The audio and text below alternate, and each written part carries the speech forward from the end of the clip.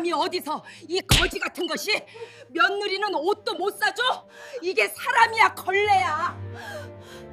감히 어디서 이 거지 같은 것들이. 박 여사의 손이 번개처럼 올라왔고 짝! 복지관 교류실 전체가 얼어붙었습니다. 뺨을 맞은 한순이의 고개가 힘없이 옆으로 꺾였습니다. 붉게 달아오른 뺨 위로 손자국이 선명하게 남았습니다.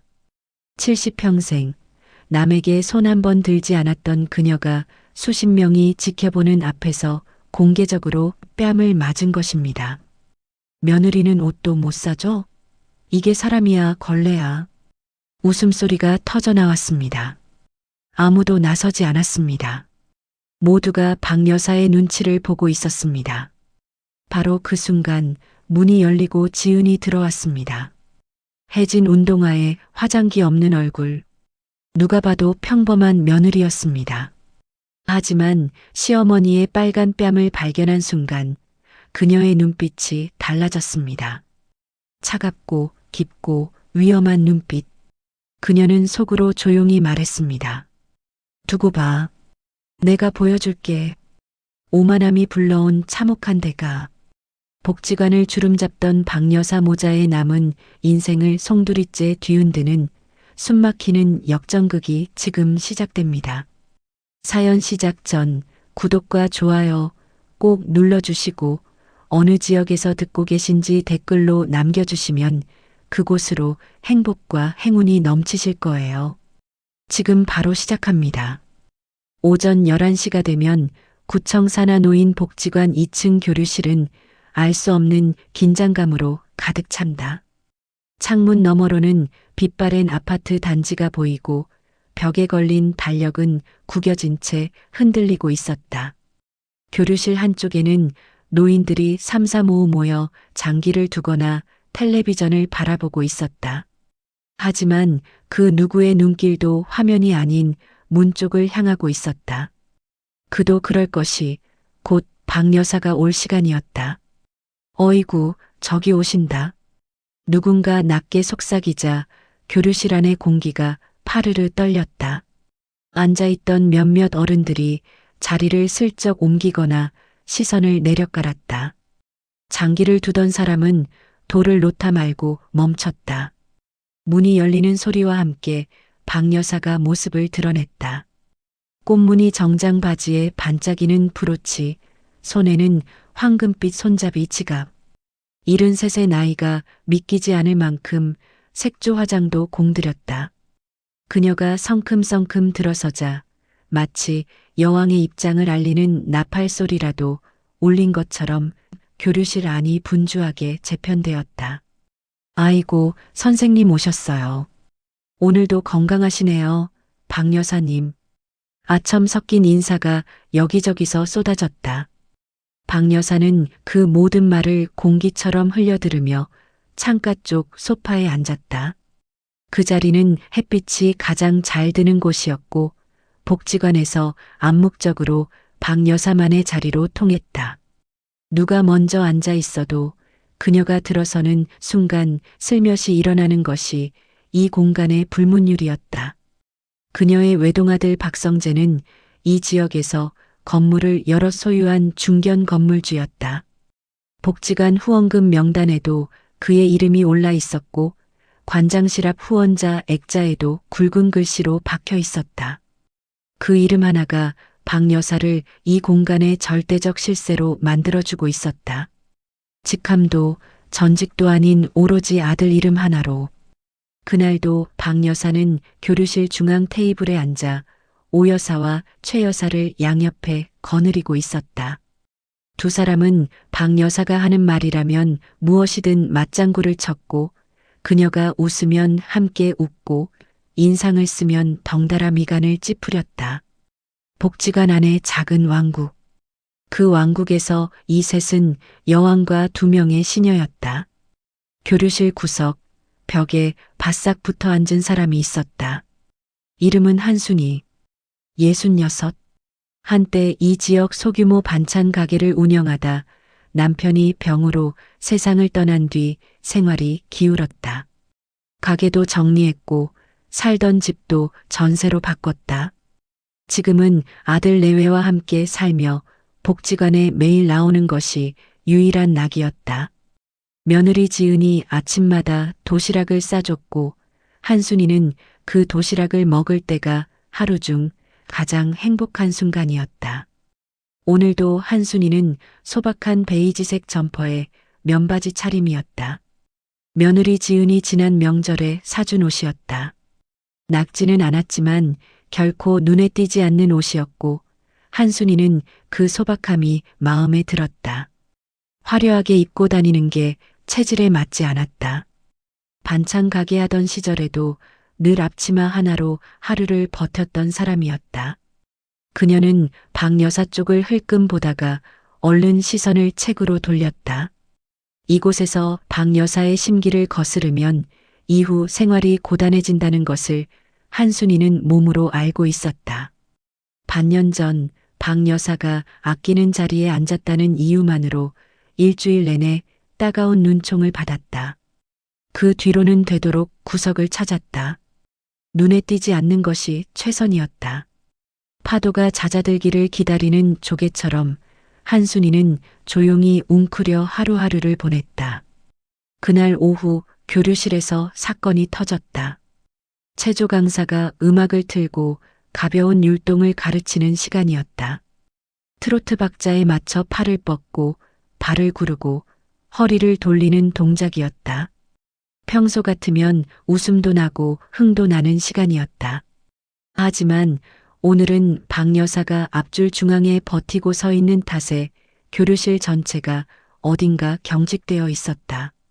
한순이는 뒷줄 끝자리에서 팔을 뻗으며 따라하다가 동작이 바뀌는 순간 중심을 잃었다.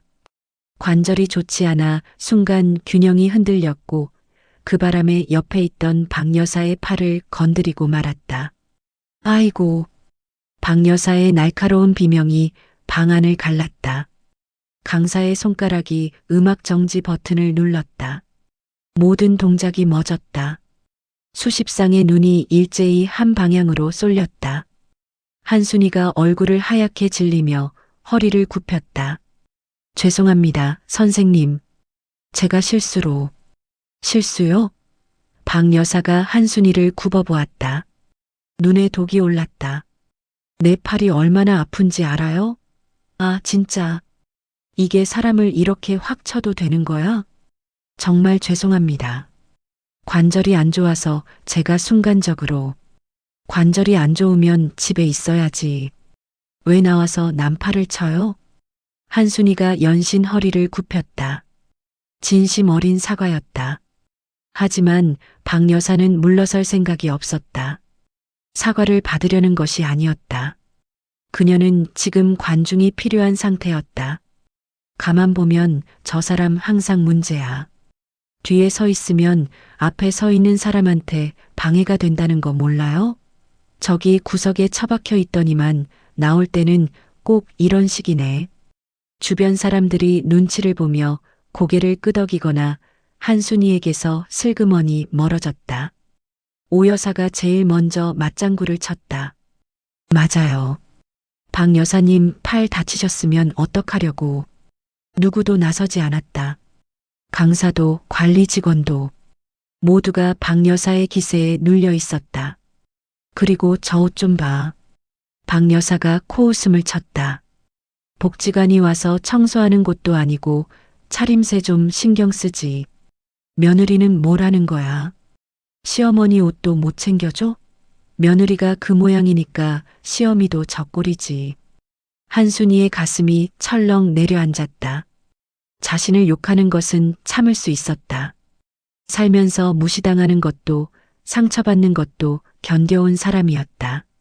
하지만 며느리 이야기가 나오자 손이 떨렸다. 지은이는 아무 잘못이 없었다. 오히려 누구보다 성실하고 따뜻한 아이였다. 그 아이를 저렇게 함부로 말하는 것은 참을 수가 없었다. 제 며느리는 착합니다.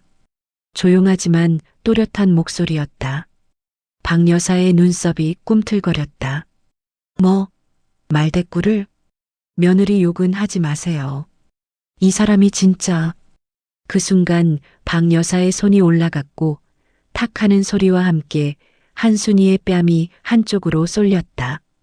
교류실 안이 쥐 죽은 듯 조용해졌다. 비명도 웅성거림도 없었다. 다들 숨을 참은 채 굳어 있었다. 한순이는 눈을 감았다. 뺨이 얼얼했다. 뜨거운 것이 뺨을 타고 번졌다. 손자국이 남는 것이 느껴졌다. 하지만 눈물은 흘리지 않았다. 흘리지 않으려 이를 악물었다. 여기서 눈물을 보이면 이 공간에서 자신이 무너지는 것 같았다. 남편이 죽고 나서도 울지 않으려 했던 그날처럼. 박 여사는 손을 내리며 콧방귀를 뀌었다. 말귀를 이렇게 못 알아들으면 맞아야 알지. 어디서 기어나와서 대꾸야. 바로 그 순간 교류실 문이 열렸다. 문 앞에 선 사람은 지은이었다. 점심을 사들고 오는 길이었다. 한 손에는 비닐봉지, 다른 손에는 어머니가 좋아하는 유자차 한 병. 밝은 표정으로 들어서던 지은은 안을 보는 순간 발이 멈췄다. 시어머니의 뺨이 빨갛게 달아올라 있었다. 손자국이 선명했다. 지은의 봉지 속에서 무언가가 흔들리는 소리가 났다. 손에 힘이 들어갔다 풀렸다. 한 박자, 두 박자. 그녀는 천천히 교류실 안을 둘러봤다. 팔짱을 끼고 당당하게 서 있는 박 여사, 그 옆에서 슬쩍 눈을 피하는 오 여사, 고개를 숙인 채 서 있는 시어머니. 그림이 한눈에 들어왔다. 어머님. 지은이 한순이에게 다가가 뺨을 살폈다. 손자국의 방향을 눈으로 확인했다. 저절로 생기는 상처가 아니었다. 박 여사는 그녀를 훑어보았다. 낡은 운동화, 소박한 후드 집업, 화장기 없는 얼굴. 어느 동네에서나 볼 수 있는 평범한 며느리처럼 보였다. 만만하게 생겼다고 박 여사는 속으로 생각했다. 지금 뭘 하신 거예요? 목소리는 낮았다. 하지만 물의 깊이가 느껴지는 낮음이었다. 박 여사가 팔짱을 꼈다. 며느리 왔네. 꼴 보니 역시 시어미랑 똑같구먼. 거지 며느리의 거지 시어미. 지은은 한 발 앞으로 나섰다. 사과하세요. 뭐? 박 여사의 눈이 가늘어졌다. 저희 어머니 뺨을 치셨잖아요. 어르신이어도 폭행은 폭행입니다. 사과하셔야 합니다. 박 여사 곁에 있던 오 여사가 혀를 찼다. 어머, 젊은 사람이 왜 이렇게 버릇이 없어? 어른한테 그렇게 말하면 돼? 알다가도 모를 일이다. 지은은 오 여사를 바라보지 않았다. 시선은 오직 박 여사에게 고정되어 있었다. 흔들리지 않는 눈이었다. 박 여사는 그 눈빛에서 뭔가 이상하다는 느낌을 받았다. 보통 며느리들은 이 상황에서 눈을 내리깔거나 떨거나 했다. 하지만 이 사람은 달랐다. 겁이 없었다. 아니, 겁을 숨기고 있는 게 아니었다. 겁이 아예 없었다. 우리 아들이 누군지 알아? 이 복지관 아니라 이 동네 상권 절반이 우리 아들 건물이야. 함부로 입 나불거리지 마. 한순이가 지은의 소매를 잡아당겼다. 지은아, 그냥 가자. 내가 참으면 돼. 괜히 긁지 마라. 어머님은 잘못이 없으세요. 지은의 목소리는 여전히 낮고 단단했다. 박 여사가 뭐라 더 말을 쏟아내려는 순간 지은이 먼저 시어머니 손을 잡았다. 어머님 갈게요. 한순이를 부축하며 나가는 지은의 등 뒤로 박 여사의 비웃음이 따라왔다. 거지 며느리가 뭘 안다고. 아주 콧대만 높아가지고. 지은은 돌아보지 않았다. 복지관에서 나온 지은은 시어머니를 주차장 끝 벤치에 앉히고 가방에서 얼음팩을 꺼내 뺨에 올렸다. 미리 챙겨온 것이었다. 뭔가 일이 생길 것 같다는 예감 때문이었다. 어머님 많이 아프세요? 아니다. 한순이가 고개를 저었다. 목소리가 미세하게 떨렸다. 더 걱정되는 건 내 남편이야. 저 박 여사 아들이 이 동네 건물주잖니. 혹시 너희 가게 임대 계약 있잖아. 그게. 걱정 마세요. 지은이 미소를 지었다. 조용하고 서늘한 미소였다. 한순이는 그 미소를 보며 뭔가 말하려다 입을 닫았다. 며느리의 그 눈빛이 평소의 그것과 달랐다. 불안해 보이거나 화가 나 보이는 것도 아니었다. 그냥 조용했다. 마치 이미 다 알고 있는 사람처럼. 어머님, 잠깐 여기 계세요. 전화 한 통만 하고 올게요. 지은이 주차장 담벼락 뒤편으로 걸어갔다. 아무도 없는 곳이었다. 그녀는 스마트폰을 꺼내 저장된 번호 하나를 눌렀다. 신호음이 2번 울리자마자 상대가 받았다. 김 이사님, 저예요. 네, 괜찮습니다. 다름이 아니라 박성재 씨 관련 건으로 자료 좀 확인해 주실 수 있을까요? 등기부등본, 임대차 계약 현황, 최근 공사 수주 내역까지요. 세입자 민원 접수 이력도요. 네, 오늘 안으로 부탁드릴게요. 전화를 끊은 지은은 하늘을 잠깐 올려다봤다. 손이 떨렸지만 눈빛은 흔들리지 않았다. 오히려 뺨에 손자국을 본 순간부터 그 흔들림은 사라져 있었다. 어머니의 빨간 뺨이 분노 대신 차가운 결심을 불러왔다. 이 동네를 쥐락펴락한다던 박성재. 후원금 1번 냈다는 이유로 복지관을 제 안방처럼 쓰는 어머니. 그 이름 앞에서 모두가 주눅 들었다. 하지만 지은은 알고 있었다. 그 이름이 얼마나 허약한 기반 위에 서 있는지를. 서두르지 않을 생각이었다. 감정으로 달려들면 반드시 빈틈이 생긴다. 지은은 어릴 때부터 그것을 배웠다. 외조부가 사업을 접으면서 남긴 말이었다. 이기고 싶으면 상대보다 먼저 흥분하지 마라. 지은의 본래 이름은 이지은이었지만 그녀의 친가 쪽 성씨를 아는 사람은 이 복지관 근처에는 없었다. 그녀의 외조부는 한때 중견 건설사를 일구었다가 외환위기 이후 회사를 정리한 인물이었다. 재산은 줄었지만 관계망은 달랐다. 은행, 시공사, 구청 인허가 라인까지 수십 년 쌓인 연결고리가 있었다. 외조부는 그것을 지은에게 남겨줬다. 돈은 아니었지만 돈보다 더 단단한 것이었다. 지은이 평범한 며느리처럼 복지관을 오간 것은 시어머니와 함께 시간을 보내기 위해서였다. 그리고 그 소박한 일상 속에서 이 동네의 속사정을 찬찬히 파악하고 있었다. 사람들이 편하게 하는 말, 복지관 게시판에 올라오는 민원, 관장이 조심스럽게 흘리는 이야기들. 지은은 그 모든 것을 흘리지 않고 담아뒀다. 박성재가 소유한 건물 중 2채는 인허가 과정에서 불법 증축 혐의가 있었다. 지하를 창고로 신고하고 실제로는 임대 공간으로 쓰고 있었다.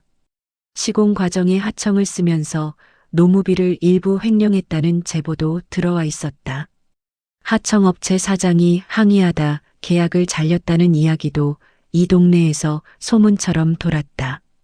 그리고 이 건물들의 세입자 중 적지 않은 수가 임대료 인상을 불법으로 강요받았다는 민원이 구청에 접수되어 있었다. 하지만 박성재는 늘 유야무야 넘겼다. 구청 담당 직원과 얼굴을 트고 있었고 복지관 후원금이 방패가 되어줬다. 지은은 그 파일들을 이미 확보하고 있었다. 사용할 때를 기다리고 있었을 뿐이다. 이제 그때가 왔다. 그날 밤 지은은 남편이 잠든 뒤 혼자 책상에 앉아 서류를 펼쳤다. 등기부등본, 건축물 대장, 세입자 진술서 초안. 차갑고 조용한 빛 아래서 그녀의 눈이 빠르게 움직였다. 펜이 중요한 부분에 줄을 그었다. 손끝이 분노로 떨릴 법도 했지만 지은의 손은 반듯했다. 어머니의 빨간 뺨을 기억했다. 그 기억이 지은을 흔들지 않고 오히려 고요하게 만들었다.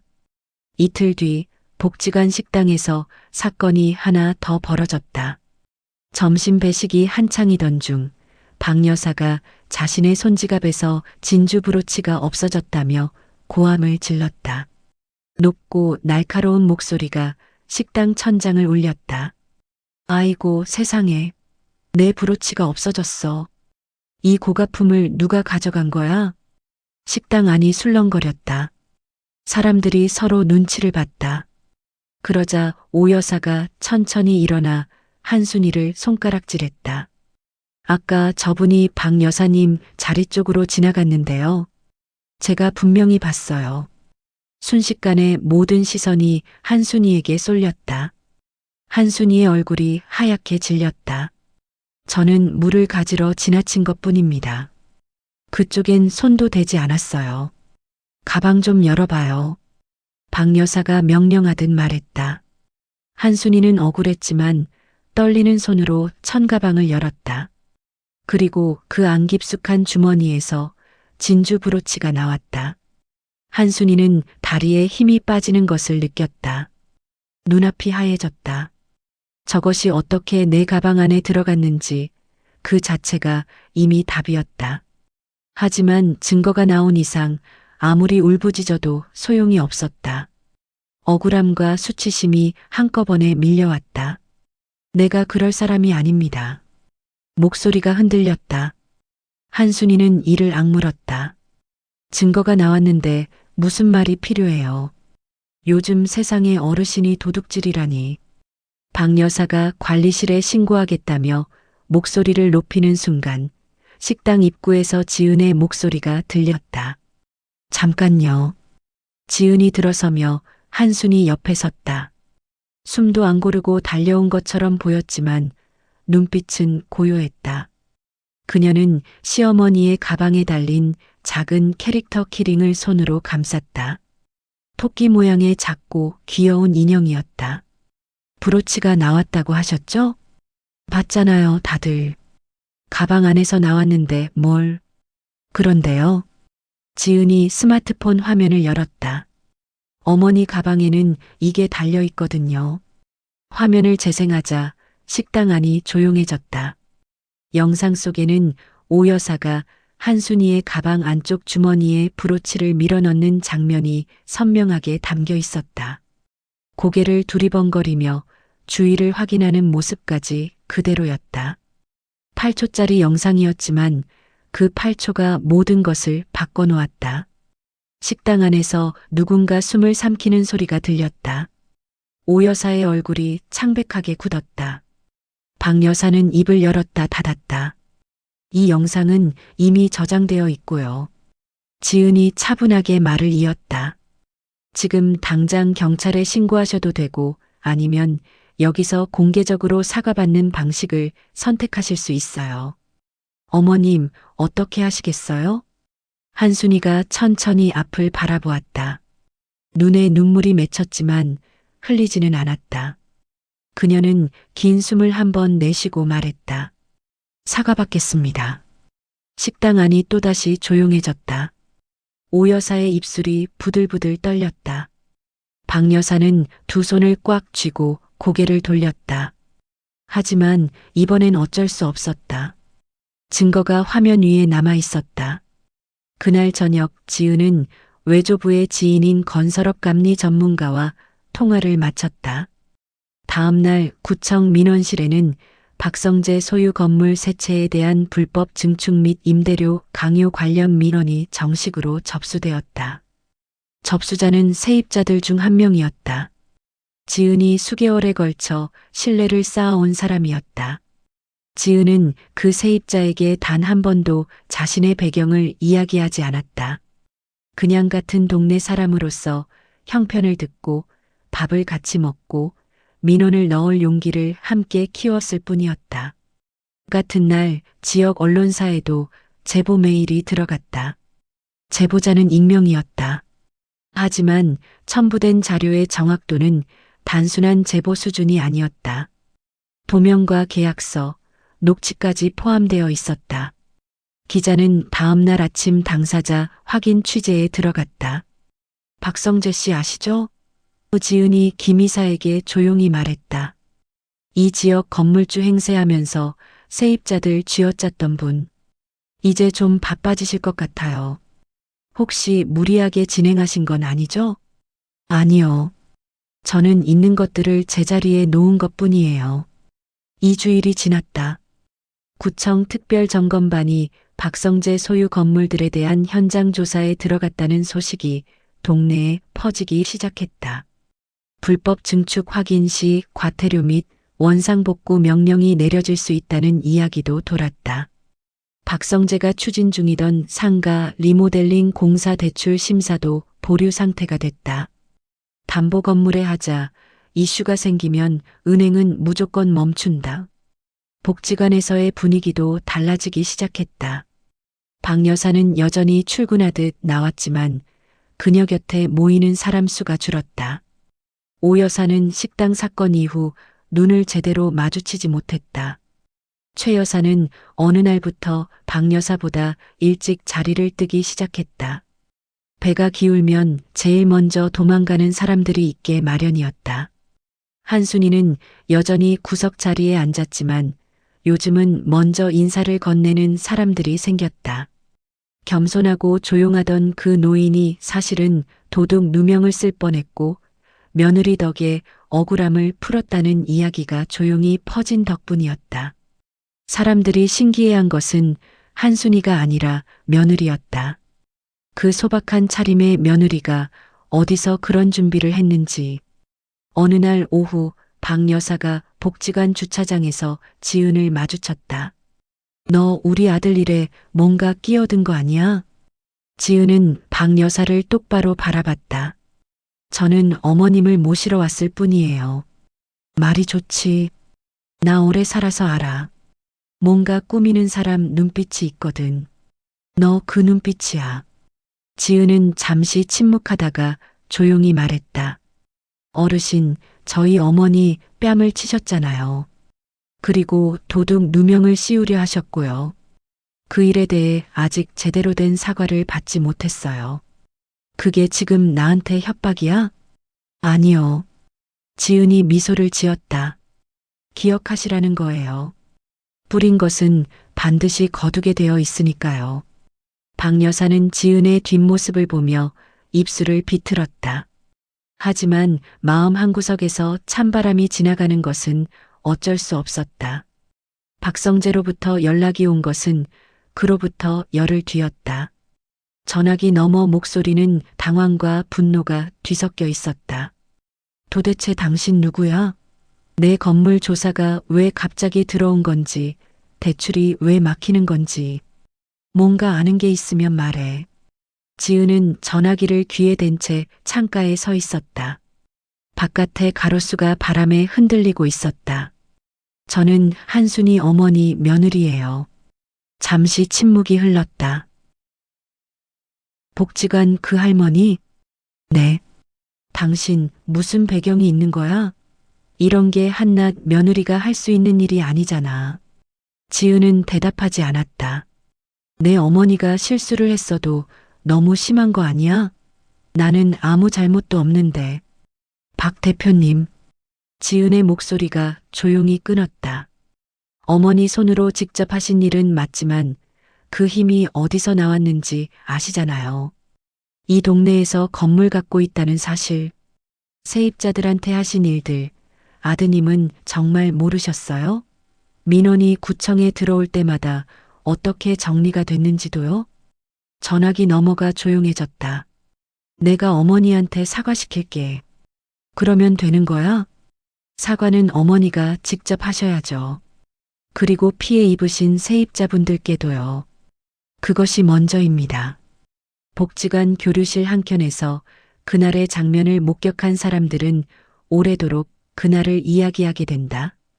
박 여사가 한순이 앞에 앉아 고개를 숙인 것은 봄이 막 시작되던 어느 오후였다. 아들이 옆에 나란히 앉아 있었다. 박성재는 처음으로 이 교류실에 발을 들였다. 정장 차림이었지만 얼굴은 초라했다. 두 사람 맞은편에는 한순이와 지은이 나란히 앉아 있었다. 박 여사가 손수건을 꽉 쥔 채 말했다. 내가 잘못했습니다. 면목이 없어요. 목소리가 낮고 떨렸다. 이 자리에 앉기까지 얼마나 자존심을 깎아야 했는지 그 고통이 목소리 속에 배어 있었다. 한순이는 잠시 박 여사를 바라보았다. 눈에 복수의 쾌감 같은 것은 없었다. 분노도 통쾌함도 아니었다. 오래 눌려있던 무게가 들어 올려지는 것 같은 조용한 해방감이었다. 알겠어요. 그것이 전부였다. 용서한다는 말도 괜찮다는 말도 하지 않았다. 다만 들었다고 알겠다고 했다. 그 두 글자가 사실은 가장 무거운 대답이었다. 지은은 한순이 뒤에 서서 그 장면을 지켜보았다. 박성재는 어머니 옆에 앉아 이마를 내린 채 세입자 피해 보상 관련 합의서를 품에 안고 있었다. 그가 오늘 이 자리에 온 것은 단순히 어머니 때문만은 아니었다. 건물 조사, 언론 제보, 대출 보류. 더 버티면 더 잃는다는 것을 알아서였다. 하지만 지은은 그것으로 충분했다. 진심이든 타산이든 결과가 올바른 방향을 향하면 되는 것이었다. 봄볕이 따스하게 내리쬐는 날, 복지관 앞마당에서 자그마한 꽃 축제가 열렸다. 벚꽃이 지고 라일락이 피던 무렵이었다. 한순이는 오늘 평소보다 밝은 빛깔의 점퍼를 입고 나왔다. 며느리 지은이 지난주에 선물한 것이었다. 연한 민트색. 한순이가 고르는 법이 없는 색이었다. 지은이 어울린다고 했고 막상 입어보니 정말 어울렸다. 어머님, 오늘 얼굴이 환하세요. 강사가 음악을 틀자 한순이는 자리에서 일어나 팔을 뻗었다. 관절이 시리기는 했지만 오늘은 어쩐지 견딜만 했다. 옆에서 처음 보는 어르신이 인사를 건넸다. 한순이는 방긋 웃으며 인사를 돌려줬다. 예전 같았으면 눈치를 봤을 텐데 이제는 그냥 웃었다. 교류실 구석에 혼자 앉아있던 자리에서 이제 한순이는 사람들 틈으로 자연스럽게 섞였다. 먼저 말을 건네는 사람도 옆에 앉아도 되겠느냐 묻는 사람도 생겼다. 도시락을 나눠 먹자는 제안도 들어왔다. 지은은 앞마당 벤치에 앉아 그 모습을 바라보았다. 특별히 대단한 일을 한 것이 아니었다. 오래 기다렸고 조용히 준비했고 그리고 때가 왔을 때 망설이지 않았을 뿐이었다. 오늘도 소박하게 오셨네요. 옆에서 목소리가 들렸다. 복지관 관장이었다. 네. 박성재 씨 건 잘 마무리됐다고 들었어요. 세입자분들도 많이 감사해 하시더라고요. 그리고 솔직히 저도 오래 참고 있던 일이었어요. 저는 한 게 없어요. 지은이 미소를 지었다. 있어야 할 것들이 제자리를 찾아간 거예요. 관장이 고개를 끄덕이며 자리를 떴다. 지은은 다시 앞마당을 바라봤다. 한순이가 옆 어르신과 어깨를 맞대고 웃고 있었다. 그 웃음을 마지막으로 본 게 언제였는지. 남편이 살아있던 시절 반찬 가게 앞에서 손님과 이야기할 때 짓던 바로 그 웃음이었다. 꽃잎 하나가 바람에 실려 지은의 손등 위에 내려앉았다. 지은은 그것을 털어내지 않고 잠시 바라보았다. 그리고 천천히 조용히 웃었다.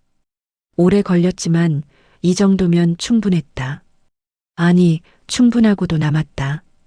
힘은 큰 목소리에 있지 않다. 때로는 가장 조용한 사람이 가장 긴 호흡으로 가장 깊은 곳에 닿는다. 악인은 언제나 자신의 힘을 과신하다 스스로 무너진다. 그리고 선한 사람 곁에는 반드시 지킬 것을 지키는 사람이 나타난다. 이야기를 끝까지 들어주신 분들 정말 감사합니다. 공감이 되셨다면 좋아요와 구독 꼭 부탁드리고 어느 지역에서 보고 계신지 댓글로 남겨주세요. 그곳으로 따뜻한 봄바람이 전해지길 바랍니다.